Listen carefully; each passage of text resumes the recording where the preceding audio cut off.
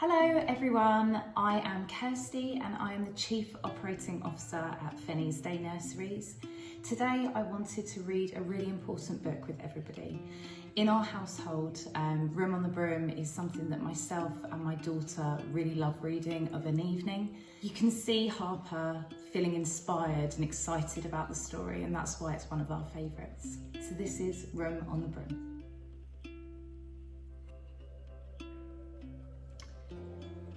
The witch had a cat and a very tall hat, and long ginger hair that she wore in a plait. How the cat purred and how the witch grinned as she sat on her broomstick and flew through the wind.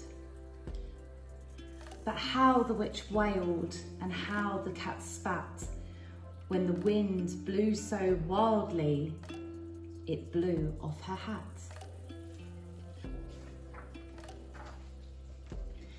Down, cried the witch as she flew to the ground.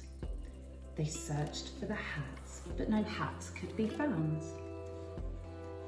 Then out of the bushes on thundering paws, there bounded a dog with a hat in his jaws. He dropped it politely, then eagerly said, as the witch pulled the hat firmly down on her head, "I'm a dog as keen as can be. Is there room on the broom for a dog like me?" "Yes," cried the witch, and the dog clambered on. The witch tapped her broomstick and whoosh, they were gone. Over the fields and the forest they flew. The dog wagged his tail as the stormy winds blew. The witch laughed aloud and held onto her hat, but away blew the bow from her long ginger plait.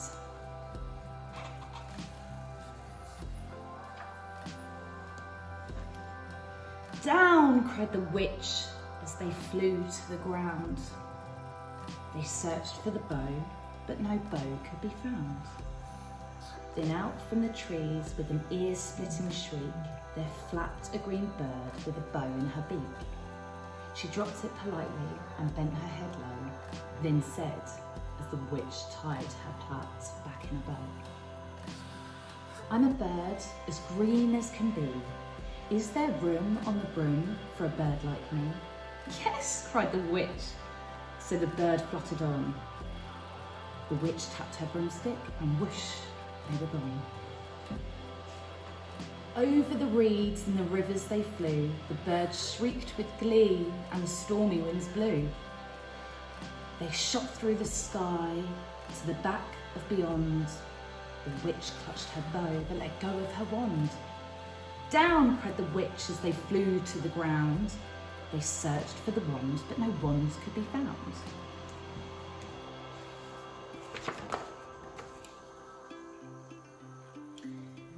Then all of a sudden, out of the pond, leapt a dripping wet frog with a dripping wet wand. He dropped it politely and said with a croak, as the witch dried the wand on the fold of her cloak, "I'm a frog as clean as can be. Is there room on the broom for a frog like me?"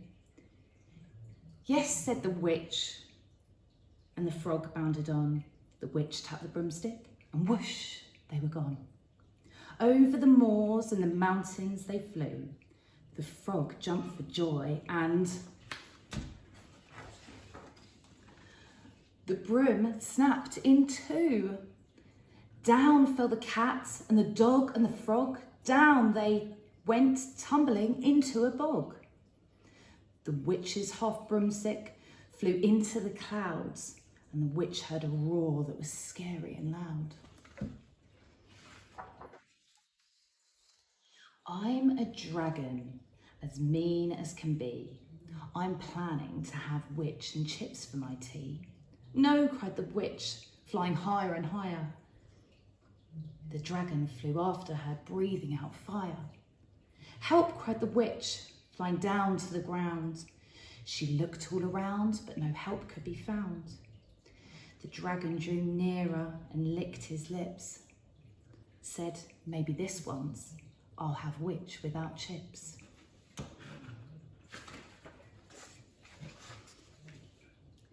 But just as he planned to begin on his feast, from out of the ditch rose a horrible beast. It was tall and dark and sticky, and feathered and furred.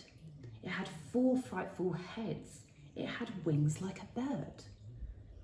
It had a terrible voice, which started to speak. It was a yowl and a growl and a croak and a shriek.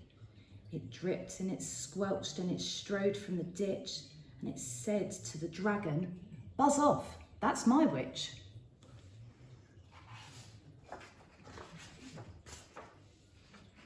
The dragon drew back and started to shake. "I'm sorry," he spluttered, "I must have made a mistake. It's nice to have met you, but I must fly on."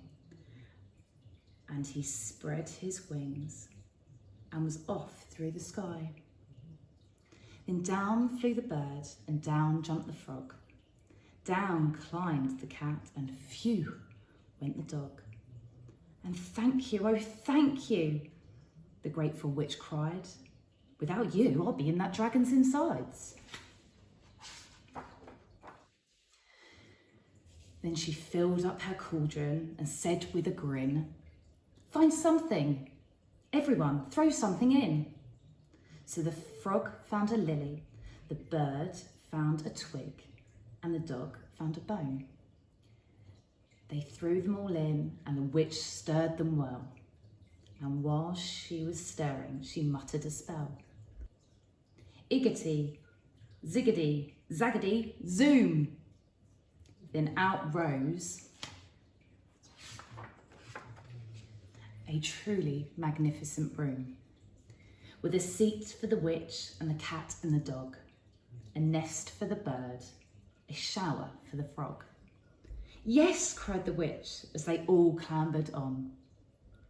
The witch tapped the broomstick and whoosh, they were gone.